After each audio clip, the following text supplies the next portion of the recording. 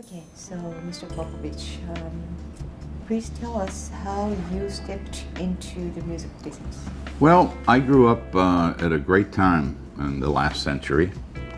To age myself, I grew up basically in the 50s when rock and roll was just starting out. We heard it for the first time on the radio. We were all influenced as early teenagers by Elvis and the Sun Records explosion, and Fats Domino, the sounds coming out of New Orleans, and a lot of the black music coming out of New York and LA. Those were major influences on kids who were growing up in what were really coal mine towns in southwestern Pennsylvania. I grew up 60 miles south of Pittsburgh. My father was a coal miner, and he had a Yugoslavian folk music band. And myself and 3 or 4 other fellows were taught to play tamburica music, which is Yugoslavian folk music, by this Yugoslavian priest who came to our house every Thursday. So that background, coupled with the music of rock that we were hearing, and then out of Pittsburgh came some of the greatest records of the 50s with a group called the Skyliners, Since I Don't Have You, the Dell Vikings, Come Go With Me, all very influential. And the makeup, the radio makeup of Pennsylvania at that time was very domineering, dominant part of the country for new music. So we grew up with that, and I played in a polka rock and roll band throughout high school. And my father died my senior year in high school, and we had insurance was $2,000, a funeral was $1,500. We had $500 to our name. My sister, my mother, and I moved to Cleveland, Ohio, which is where her family lived. And I went to 1 year of college there, and my band came up from Pennsylvania, and we started playing all over Cleveland as a rock and roll band, and we did quite well. And in 1962, I read that Columbia Records was opening a warehouse in Cleveland, and I called America's Polka King, who I grew up listening to back in the coal fields, a guy named Frank Yankovic. I called him. He was in the hospital with a back injury. He had been in a car accident. I called him and asked him if he could make a call and get me an interview for that job, and he did that, not knowing who I was. And he called the branch manager there, and I went over, got the interview, and started working in a warehouse for $30 a week in '62. So that's how you started. I started there, and I stayed with them from '62 to '69. I went through a number of jobs there. One was the inventory control, sales to retail stores, and then radio promotion. And Cleveland was a real breakout market at that time, and one of the major reasons the Rock and Roll Hall of Fame is there is because of what happened back in radio there in the 50s with an Alan Freed who started out there, and with the Moondog Show. A guy named Bill Randall, who was the first to break Elvis Presley, the Everly Brothers, north of the Mason-Dixon line. So Cleveland had always been a great breakout, what they call a breakout market. What happened in Cleveland would influence the rest of the country.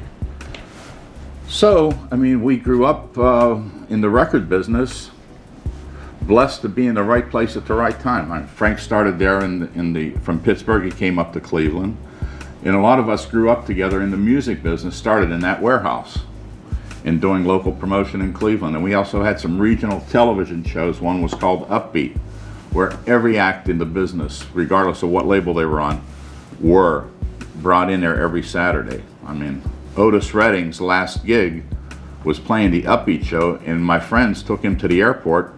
His next show was in Madison, Wisconsin, when his plane crashed going in to do that last show. But everybody from Simon and Garfunkel to Paul Revere and the Raiders, who were real big at that time, came in and did the show. And the radio responded. When they came in to do the TV show, we took most of those acts out to the local radio stations, and they were interviewed and on the air.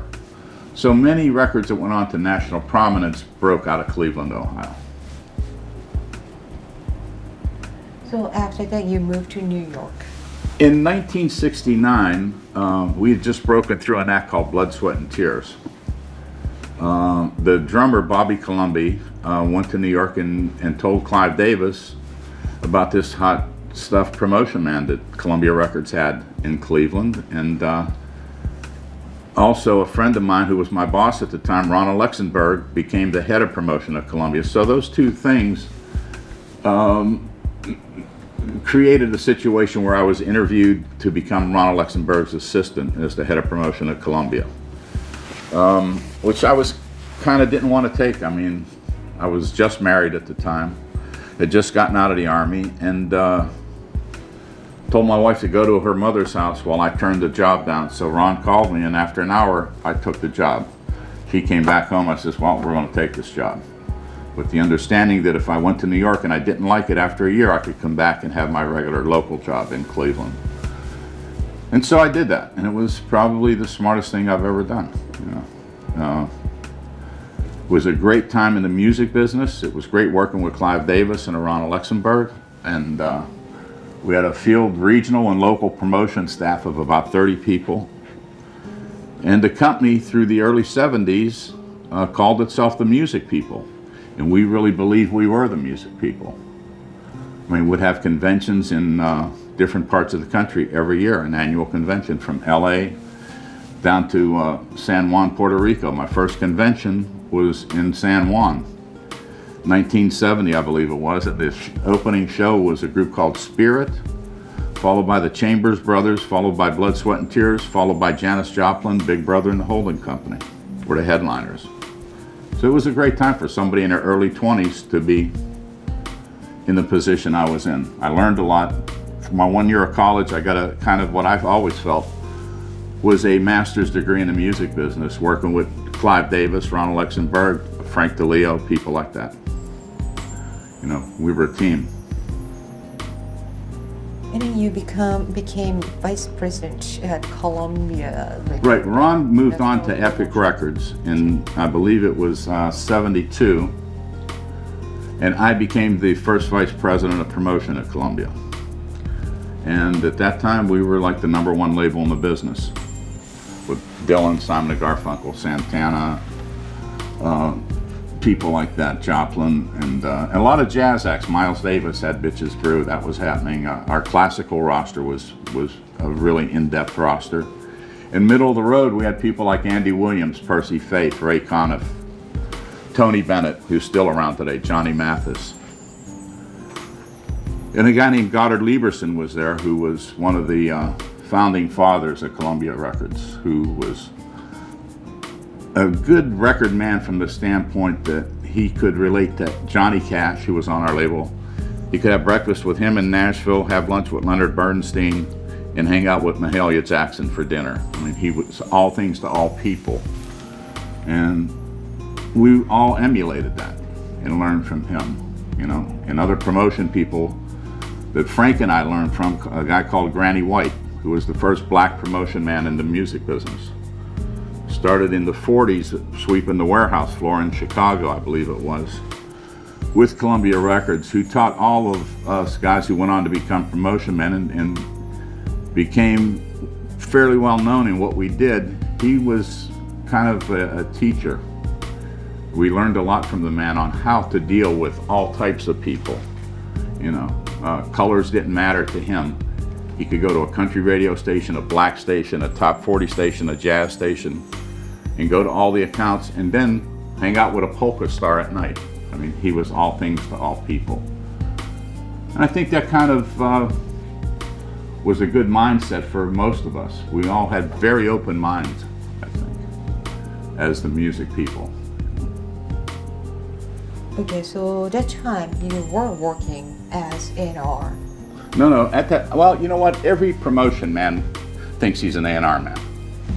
You know, we all drive people nuts who do A&R with our single recommendations and what we think, because we're dealing with radio every day. They're dealing with the consumer every day. Those are very important opinions that are being filtered through us to the A&R people. And as Frank mentioned earlier, I mean, a lot of the Michael success was what he picked up on his own. It just instinctively, because of knowing the marketplace and understanding that marketplace, you know.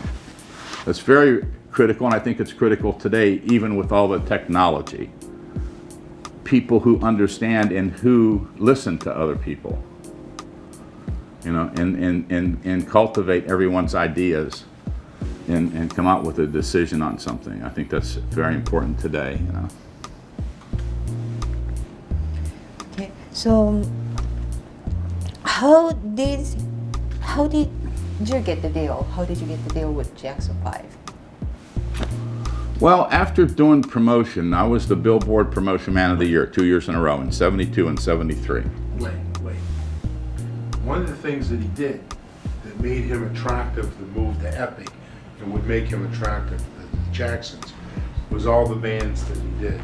You should cover the fact that not only did he do Blood, Sweat, and Tears, he did Chicago, he did Janis Joplin, he did Santana, Bruce Springsteen.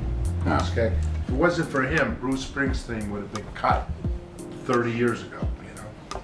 So there's this whole element in his knowledge that made them bring him to Epic, and then that attracts people like the Jacksons. So kind of do it that way.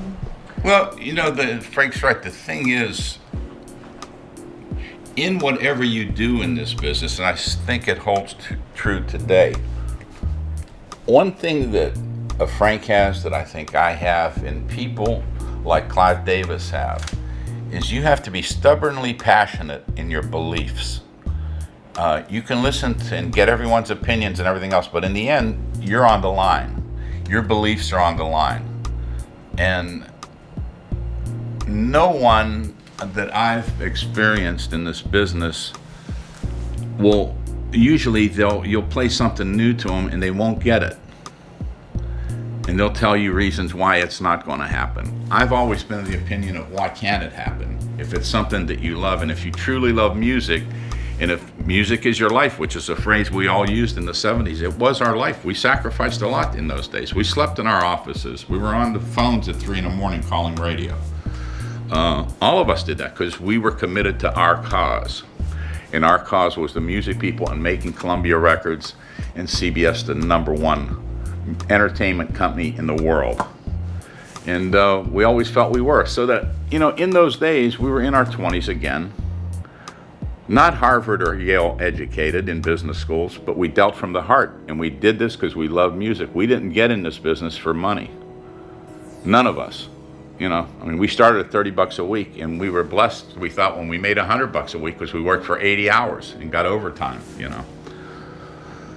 So all that having been said, in 1974, Clive had by that time left the company and gone on to start his company of Arista.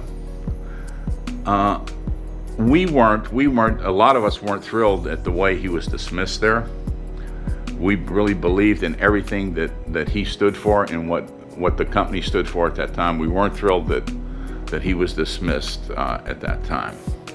And it was kind of one of the reasons why 4 or 5 years later, I left the company, because I knew at corporations, you can't be 40 years old and be in charge of counting paper clips.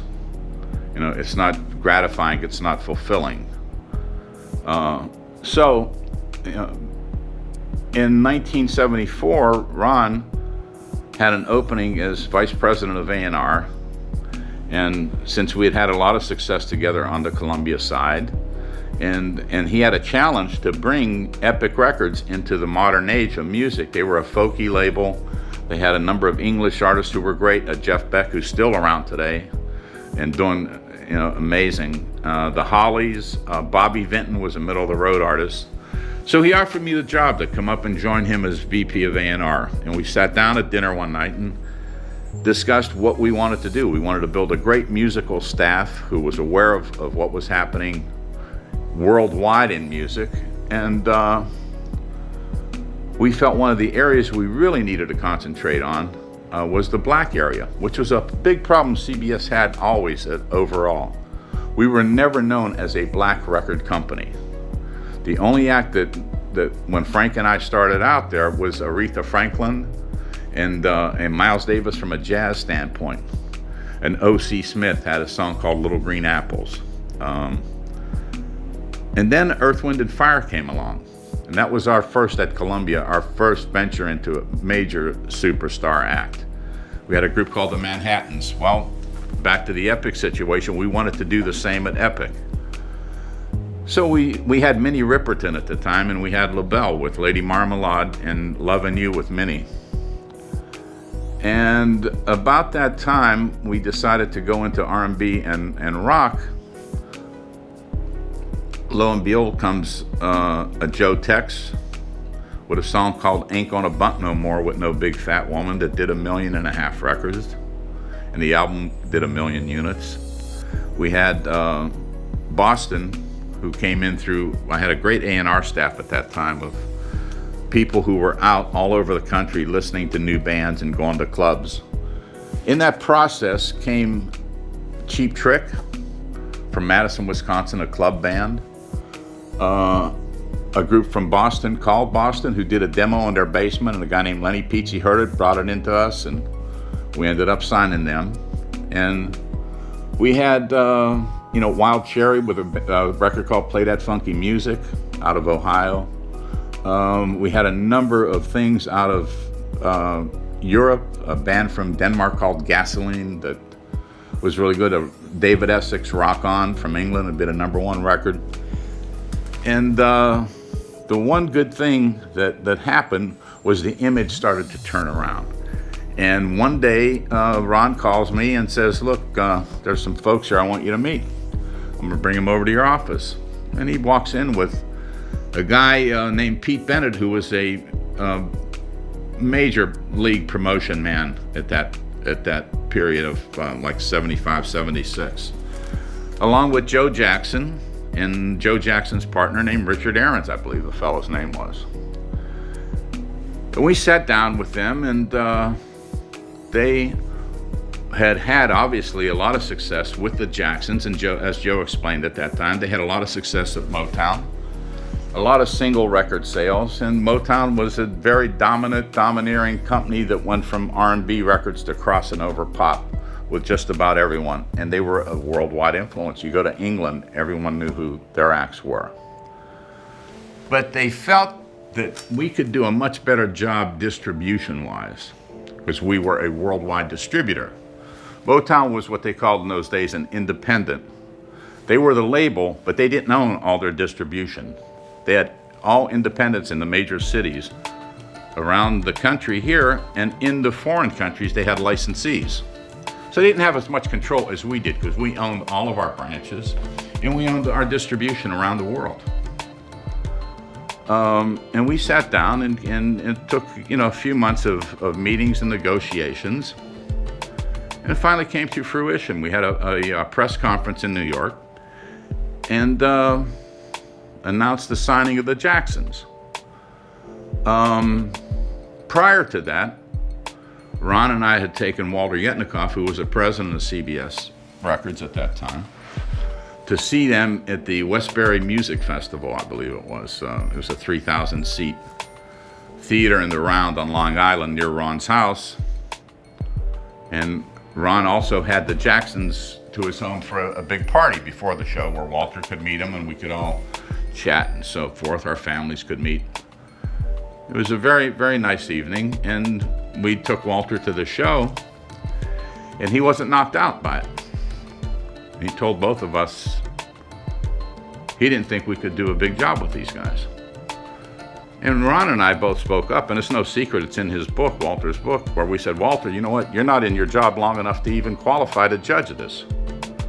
We know the history of the Jacksons, we know the hits they've had, the singles they've sold, and with our distribution, we think we can do a much better job. So let us do this. And he did.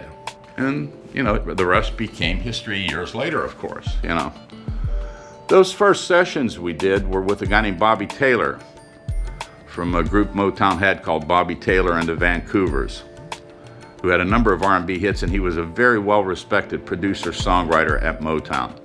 And he did the first sessions, I remember, meeting Michael at the house in Encino, and they had their studio there. And the first 7 or 8 tracks I was just listening to last week, and they're wonderful. I mean, it was Michael when he was like 15 years old probably, and as the head of A&R, I thought it was very important to like broadened his perspective, and you know, through a number of things we did. But one of my favorite acts that I worked with at Columbia and continued a relationship with was a guy named Boz Scaggs. And Boz had written a song that I thought would be perfect for Michael called "We're All Alone." And then another favorite was Felix Cavallari from the Rascals. They had a hit called "People Gotta Be Free." And it was my feeling at the time that people always have to be free, and it's not a song or an issue that gets dated. So they cut those two songs as well as 5 or 6 other songs that the group had written, you know. And it's wonderful to listen to today and how far the whole thing progressed, the whole Jackson empire progressed since that time, you know. I remember taking Michael and his bodyguard, I guess would be the word at the time, and Randy, his brother, to see Boz Scaggs play at the Roxy Theater in Hollywood here, you know. And going backstage afterward, and Boz, of course, was very courteous, and they got along great, you know. And I have my photo of that moment to treasure, you know.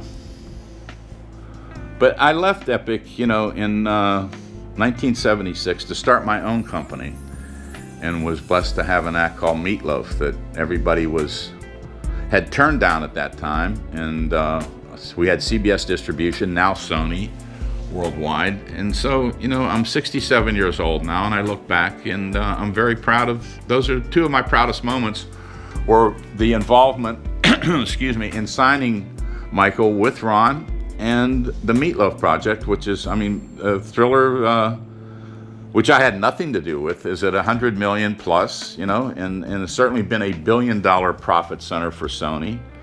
Meatloaf's at 43 million, and that's another huge profit center. And in some polls, the number 1 and 3 albums in history, I had something to do with, and I'm proud of that as someone looking back on a legacy and a career, you know, for my grandkids to know about, you know, so. I don't know if that answered your question. But Yeah, you pretty much covered everything. I think, yeah, I just, I don't know. 他にありますか? And then, a couple more things about Michael Jackson. When was the first time? Well, you know what? Met him? One thing that I do remember, after I left there, Gamble and Huff produced the very first album, the Jacksons, it was called. And I think Blues Away is one of the songs on it. And it came from the original demo session that we had done, you know, or that Bobby had done. And then I was busy with my own Cleveland International thing, but I always stayed in touch with Frank because I think he took over Epic Promotion in '79, and we had always stayed friends and in touch and everything. And he kept me up to date on what was happening with a lot of the situations at CBS. And one of the things that he was so proud of was this whole thing with Michael and what was going on with like the first release, when they really started to break through under Frank's leadership of the promotion department. And it was a vindication because we were criticized pretty heavily, you know, for signing the Jacksons, you know.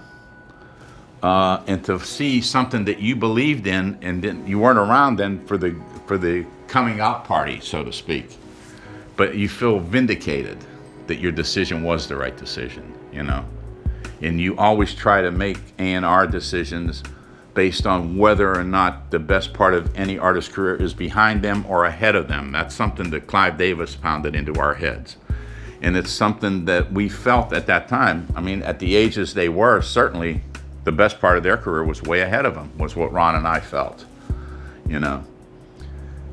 That's a matter of the chemistry, you know. And again, you know, when you deal with an artist today, and I think the same thing holds true, you have to have a belief that can't be, your beliefs can't be changed. You have to be stubbornly passionate, because first you have to find something that's special. You have to find one of the great songs. I mean, the songs, as everyone knows, are the keys to this whole ball game. If you have a great songwriter, that's very, very key. There's millions of singers, there's millions of guitar players. There aren't lots of great songwriters, you know? And that's what these guys evolved to. Michael especially became a brilliant songwriter. and he had a pulse on the world of what the youth of the world thought and what was going through their minds, regardless of what country they were from. Youth are the same all over the world, you know. People are the same all over the world. The leaders aren't the same all over the world. It's just a problem, you know.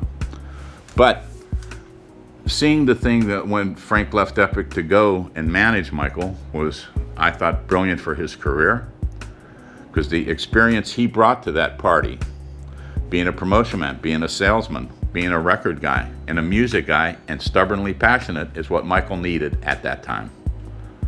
And it always needed through his career.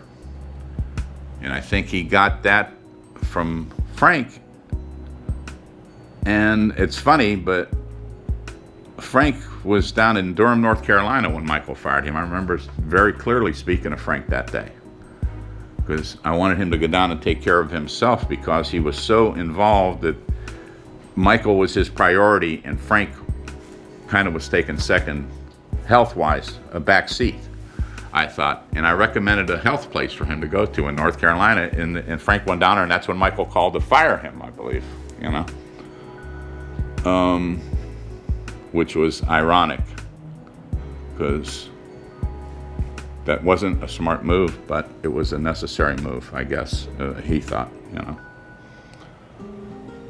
So both you and Frank, Mr. Frank DeLeo, so, well, you said you have to be strong, stubbornly passionate. You have to be stubbornly passionate, because you've got to cross. But you still have to have some kind of account to, the aspect to count on, because you can't gamble, you know, you have to. Yes, you do. It is a gamble. So what did you see in Michael Jackson or Jackson 5 talent? Well, Helen Keller could see what anyone saw in I mean, here is a gifted child prodigy who was on some of the greatest single recordings of the last century that Jackson 5 made at Motown.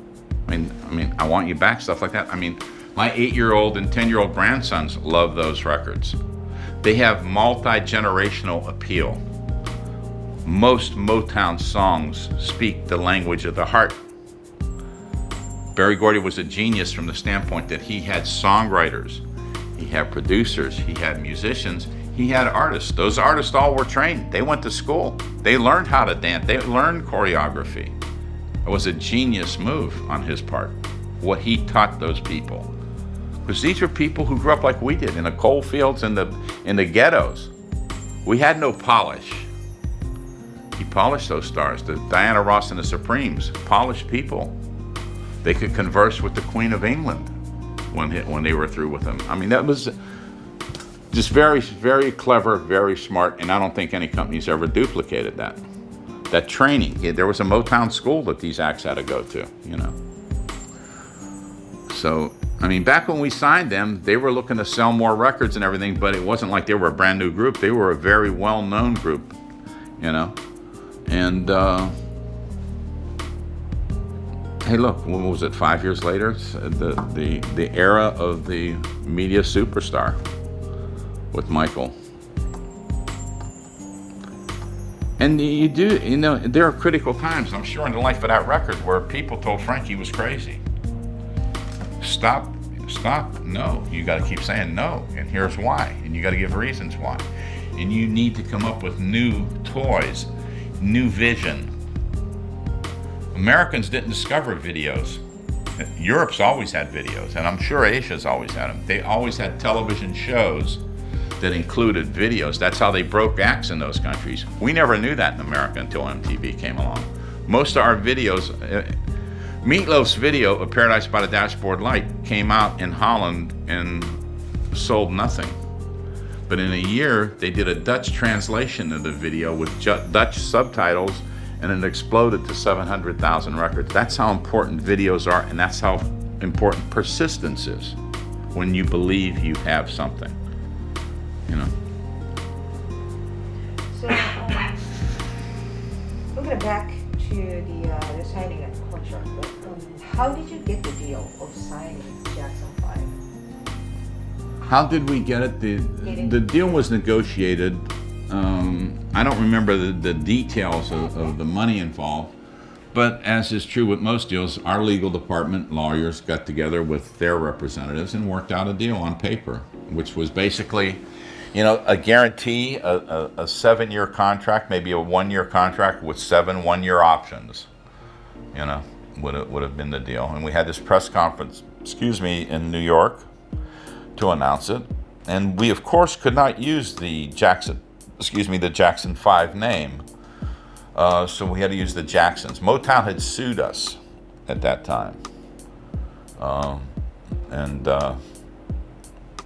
Their lawyers quizzed me. I mean, we went through a whole thing with Motown on that, on our signing the Jacksons. So, but eventually it all worked out, So how did it start? How come they moved to Epic? How come, why Jackson 5? They had belief in the company, that the company could sell great numbers of records at a time when they wanted to go to the next level of stardom, and we had branches around the world, and we discussed. I remember, discussing that with them, the advantages we as a company had at that particular time. So they came to you. Oh yes, no doubt about that. Through Pete Bennett's auspices, brought him into Ron's office, and we met with him after that. And then there were a number of meetings with Joe and Richard Aarons out here in Los Angeles that I had, just going over what direction we wanted to take and who producers should be. And Ron was on the phone to Gamble and Huff, who were very hot at that time with Philly International and, the OJ's 3 Degrees, and Harold Melvin and Blue Notes and others, So producers are very key to the whole process, as are obviously the songwriters, But I think one of the great nights too was when Frank had him play it, those 7 nights at Wembley Stadium. That was like unbelievable. I mean, 75,000 people going nuts on their feet for 2.5 hours. And it was a magic show. Certainly in my list of the 10 greatest shows I've seen in my career, I was lucky to have been a witness to all that, from Elvis to the Beatles in Cleveland in 1962, to Springsteen to Michael at Wembley. So those are great times, great moments.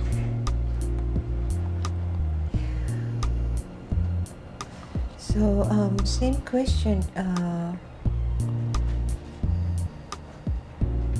In recent years, a lot of things have been changed in the music industry because of, due to the changes in the formats, or, changes in the infrastructure. So, what do you think it happened, or did? Well, a number of things have happened. I know that right now technology this year should be catching up. I saw some figures the other day where $3.5 billion in digital sales will be this year, which will surpass the 3.4 billion of CD sales. This is the first year that digital is going to surpass the actual hard product, Having said that, I do think that there are certain things that never change. Greatness in songs, greatness in artists, American Idol, for what it is a necessary thing. I don't agree with a lot of the judging, a lot of the statements, but it has made way for a pretty amazing career for this woman, Susan Boyle, who has sold 7 million CDs. When everyone's saying that CD sales are over, Susan Boyle has sold 7 million, with never touring, never played a stadium, just on television, and on television worldwide again. A media star. And not the, where Frank and I live in Nashville. I mean, the rules are you got to be under 30, you have to be pretty, you have to have a look, your hair's got to be a certain way.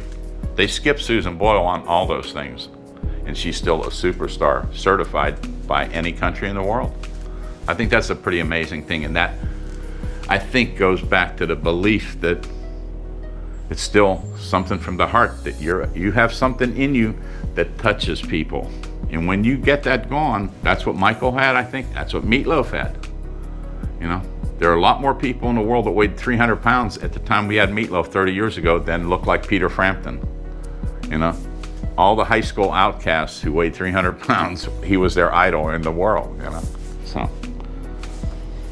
Yeah, so as one of the... And it takes the heart out of it. Frank and I were talking about that the other day.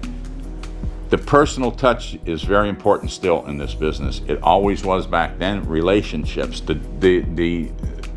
the digitalization of the world has kind of taken the personal touch out of a lot of things. You know, and the human element is still vitally important, I think, you know. So. Yeah, so I think I was... そのロンさんの流れちょっと出てきてるけどさ、はい。ロンさんの彼とか、最初の頃エピソードみたいな。Do you have any episode with Mr. Ron Alexenberg when you were working? Well, we had many. We had a lot of Yeah, fun. so do you have any like interesting episode? Well, you know, I'm not a good public speaker at all, so, I mean, you know, my great fear, and Ron always loved doing that, you know. And so at these conventions that we'd go to, every night would have a show, and every night would be a different MC, and sometimes it'd be Goddard Lieberson, brilliant man. Clive Davis, brilliant man. Ron Luxemburg, pretty adequate speaker. He made me do it one night, and was like, no, I can't do this, you know. I get scared of big crowds. No, I'll write everything down. So he says, okay, since you're so associated with Chicago, just you bring him out on stage at the convention. It was at the Century Plaza here in LA. He calls me out of one of the promotion meetings that we had at the hotel. He buys me this strawberry suit to wear. You know, here I am walking around in a red suit, you know, white shirt and tie. And I come out on stage and the place is all, you know, yeah, they're teasing me. And I go, and now, please welcome the group. They named the city after Chicago. And I look and nothing. And then for 10 minutes there was nothing, you know, so. We salvaged it. They finally came out and played, but they weren't ready to go on, and I prematurely announced them. So it was a pretty embarrassing moment for them, thanks to my dear friend Ron, you know. But we did a lot of hours together and had a lot of good times and a lot of sad times together. You know, we've had, you know, different tragedies in the family or in the company with losing friends and all, you know. But he's been very good to me. So can you tell us what's like the difference between how to operate the company or how to operate the organize the strategy? How can I say, like in the old days? Very nowadays, simple. you know, a lot of datas and Yeah. Market research. the researches. Yeah. We involved always in the felt old our days. market research was the consumer. You know, and when you were able to track the sale of a record, if you're a salesman in Cleveland, you sell an account a record. Radio goes on at that day. The next day, the account sells out of the record. Market research is done in my book. You know, that's our market research. When you sell all the music you have. You know, now everything is too technical, and everybody's being trained to be data specific. You know, and there's too much tweeting and too much of the, you know, everything. And I mean, we lived without cell phones. We had a nice life before cell phones. We had a nice life before the internet. I love the Amish people who don't pick up on any of those things. They don't drive cars. They drive horse and buggies. No televisions in their homes. I'm too spoiled to do that. I do admire it though. You know, we've become so technical that we've kind of lost the soul of the business, I think. And that's kind of what American Idol brings back in a way, actually. This Simon Cowell's a pretty colorful character, you know? And the fact that he would even let a Susan Boyle recognize the fact that this woman has something special, I think that's brilliant. That's genius. You know? When everybody's got to be, you know, Taylor Swift, you know, or Carrie Underwood. I mean, this youth movement going on. There's still hundreds of millions of people who love, you know, one of the great things we had at Epic was Tom Jones, Engelbert Humperdinck, and Gilbert O'Sullivan. Their manager called me one day, Gordon Mills. He says, are you interested in those three acts? I said, no, I don't think so. Which was a stupid remark on my part. He says, you know what, you're wrong, and I'm going to come over and show you why you're wrong. I said, be my guest. So he comes over with a stack of, in those days, we called them tab runs, of sales those three guys had all over the world. And I said, you know what? Say no more. Let's do the deal. And that's what it's about. When you have people who can sell in every country in the world, and these people play stadiums, who am I to say you're not relative to today's music business? You know, in our first song with Engelbert Humperdinck was a song called After the Lovin', which sold 1 million albums and 1 million singles. And then we found a song for Tom Jones called Say You'll Stay Until Tomorrow, another 1 million selling single and a platinum album. And it was a very inexpensive deal for CBS to do at the time, you know. And that was 30 years ago, and they laughed at us for signing, by the way. I'll never forget, we played After the Lovin', everybody stood down, they were embarrassed to have it on the label. You know, but you fight those things when you do what Frank does, when you do what I do. You have to, you pay attention to what the public wants and people want, not what record executives want, you know. So, and of those three, they were excited about Gilbert O'Sullivan, who was the only one we didn't have a hit with, you know. But Tom and Engelbert made a lot of money for CBS. So what do you think where the music industry will go without Michael Jackson? You know what, who knows, but it's a pretty interesting ride that's going on right now, where you have, you know, Guitar Hero, Rock Band, I mean, all this new technology. You know, there'll be a Thriller Rock Band game, I'm sure. There'll be a Thriller movie, I'm sure. There'll be a history of Michael Jackson movie. There'll be a history of Philly International Records. You know, all these new technologies that are evolving and developing all kind of merge together, and I think there's a bright future for people who are talented, who are gifted, you know. And it certainly has brought into the business, Rock Band and Guitar Hero, I mean, a lot of 8, 9, 10-year-old kids who want to be drummers, who want to be guitar players, who are hearing In-A-Gadda-Da-Vida and loving it. I mean, a 40-year-old song, you know. The Beatles game out there. So, you know, the key is being discovered now, not living off the fat of the land. I mean, if you don't get on American Idol, you got a tough way to go. You know, Susan Boyle without American Idol would have not ever made it, I don't think, under today's rules. American Idol's got their own rules, and I kind of really like that. I like that. Or it's what's in your heart rather than how you look, or, you know. I mean, that girl opened her voice. I don't know if you saw when she appeared on there. It was like the first 10 seconds, the audience was going nuts to her, you know.